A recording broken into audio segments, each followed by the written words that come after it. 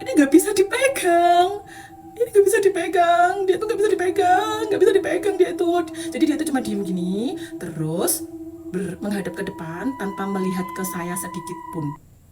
Ya, ini namanya saya.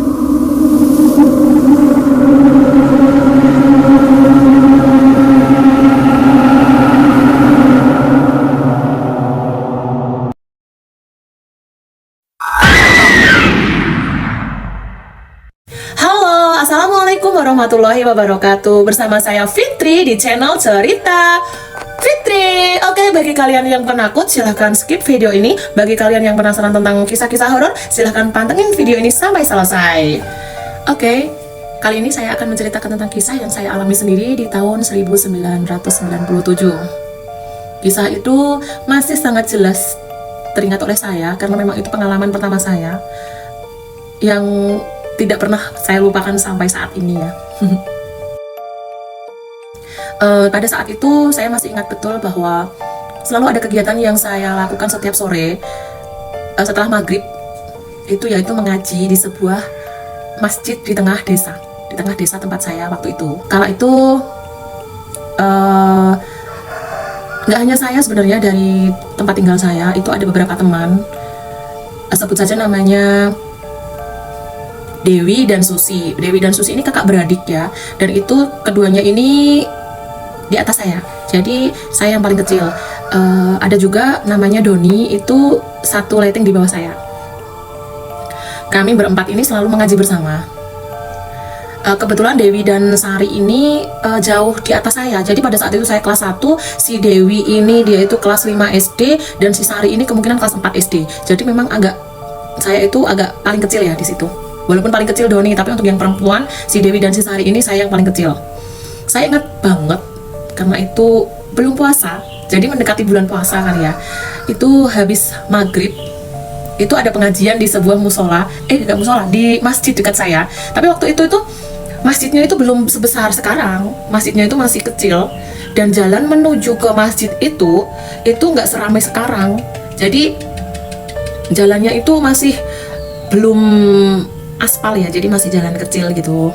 Kebetulan kan rumah saya itu di SD ya, dekat SD. Si Dewi dan si Sari ini habis sholat maghrib itu kan istilahnya menjemput saya ya, untuk ngajak saya ngaji bareng gitu di sebuah masjid itu. Kala itu ikut juga sama si Doni gitu kan. Nah pada saat itu si Dewi dan Sari ini saya juga ikut ngaji gitu, karena kan memang harus ngaji ya. Pokoknya pada saat itu saya semangat banget untuk ngaji, karena memang belajar di itu senang banget gitu. Enggak lama kemudian, beberapa hari kemudian, karena memang ketika pengajian itu kan banyak ya cerita-cerita, teman-teman itu sama cerita tentang ya hantu-hantu seperti itu. Saya punya ide, karena mungkin saya ini waktu kecil jahil atau bagaimana, saya punya ide untuk nakut-nakutin teman saya ini, si Dewi, Sari dan si Doni ini ya. Kala itu sengaja pada saat itu setelah pulang ngaji nih ya, habis sekitar itu, pada saat itu sekitar baru jam 8 malam, habis maghrib sampai jam 8 malam, jadi kita sholat isya berjamaah di masjid itu jam 8 malam. Saya sengaja nih mendahului ketiga teman saya itu.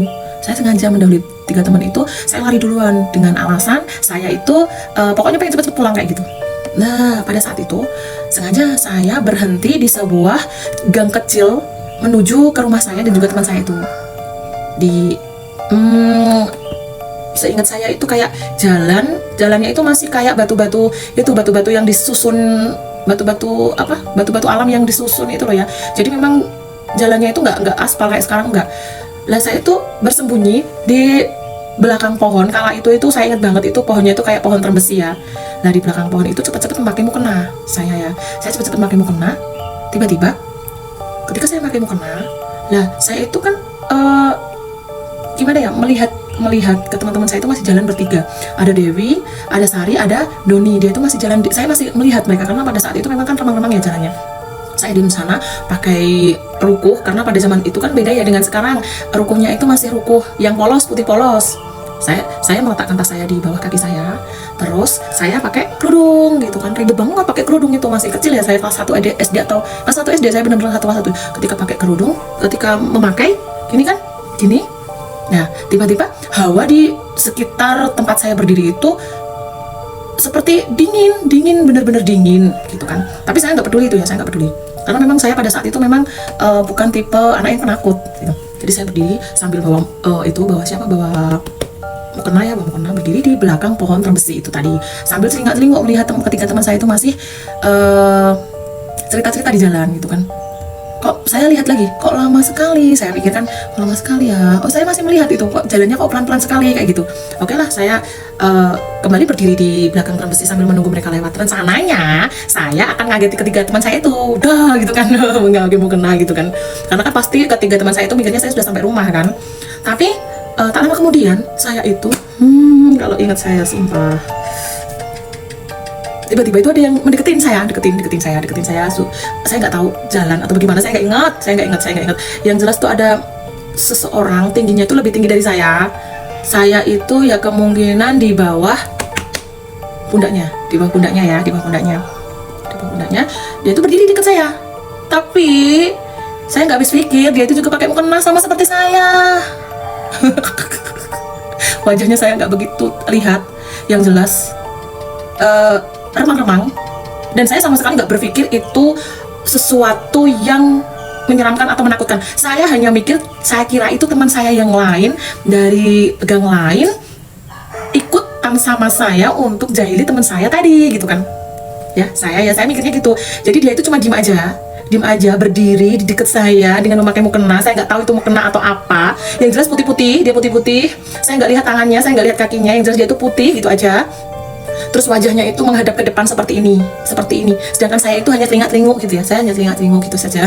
Jadi saya nggak mengamati. Ya saya di otak saya hanya berpikir si dia ini bakalan ikut-ikutan ngagetin teman saya itu gitu kan. Dan itu berlangsung sekitar gak lama, ya mungkin sekitar 5 menitan ya, karena jalannya mereka kan pelan ya. Karena mereka itu bertiga itu sambil makan jajan gitu kan, karena kebetulan itu pada saat pengajian itu dikasih jajanan itu sama bu ustazahnya. Nah, saya masih berdiri tuh, saya lihat si dia itu, tapi dia nggak lihat saya, dia itu tatapannya di lurus aja ke depan, sedangkan saya sampingnya gitu kan. Masih merinding saya. Lah, saya hanya bilang gini, kamu mau ngagetin juga ya? Saya pikir itu memang kakak tingkat saya, terus sama-sama pengajian dengan saya, juga ikutan ngagetin ketiga teman saya ini. Seneng dong saya ada temennya ya kan ya, saya seneng dong ada temennya. Wah, ini ada temennya ini, ikut-ikutan ngagetin ini, gitu kan ya. Nah, kan dia posisinya berdiri di samping saya.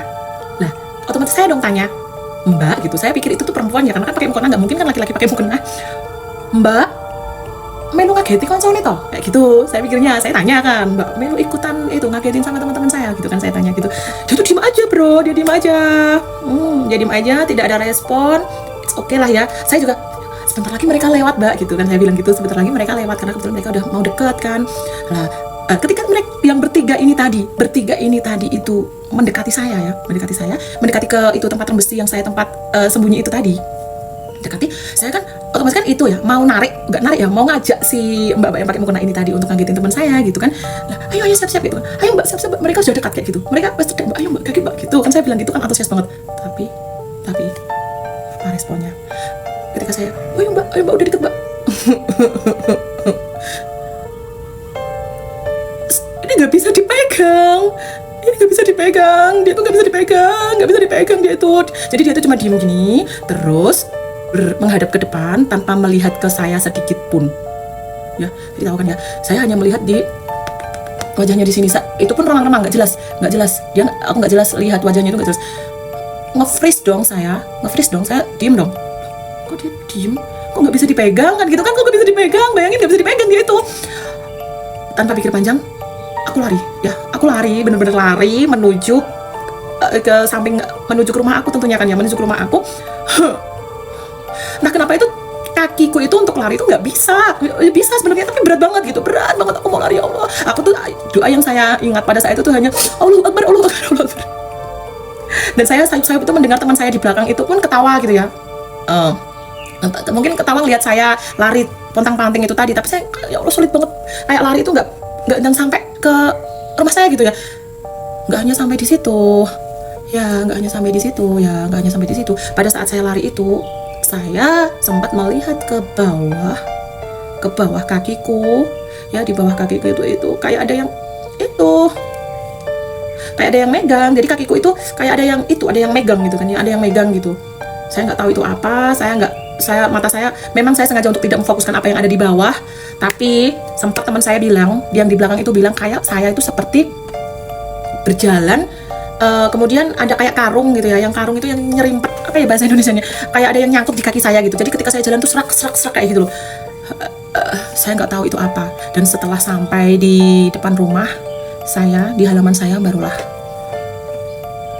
itu bisa terlepas. Dan apa yang terjadi pada saya, jelas nangis ya, saya nangis. Sempat ditanya sama bapak sama ibu, saya hanya jawab, saya nggak berani cerita pada saat itu juga. Gak mungkin banget kan ya cerita di di kondisi seperti itu. Dan pada saat itu saya kelas 1 SD pun juga tidak pernah menyangka kalau itu saya alami sendiri.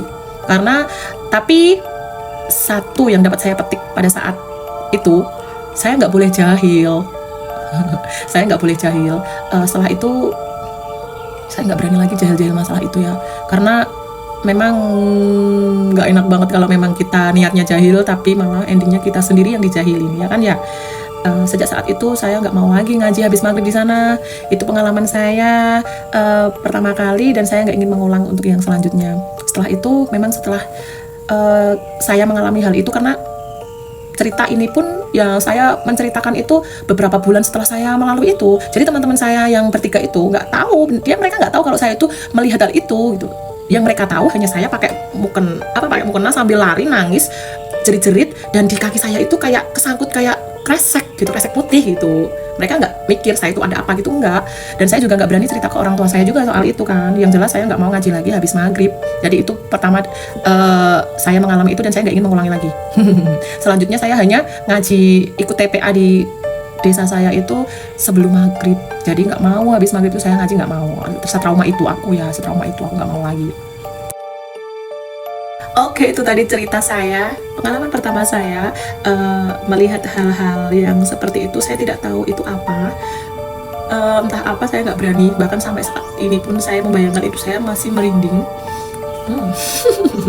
Masih ingat bagaimana tangan saya meraihnya itu nggak nyampe, nggak terpegang gitu. Bagaimana saya ketika jalan lari itu tadi nggak bisa, ada sesuatu yang nyangkut di kaki saya itu, entah apa, saya nggak tahu. Aduh, Pak nih.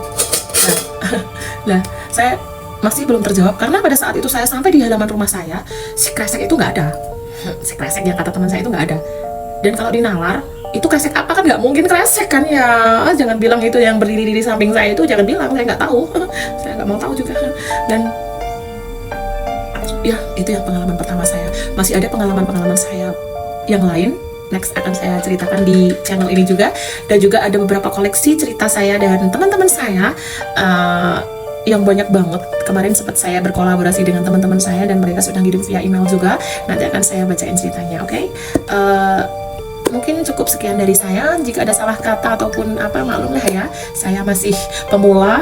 Next akan saya ceritakan pengalaman yang lebih menarik lagi bagi kalian, dan bagi kalian yang ingin bagi-bagi kisah kalian, kisah cerita horor kalian, kamu bisa kirim di email saya di bawah ini. Nanti akan saya ceritakan dan akan dihubungi oleh rekan saya.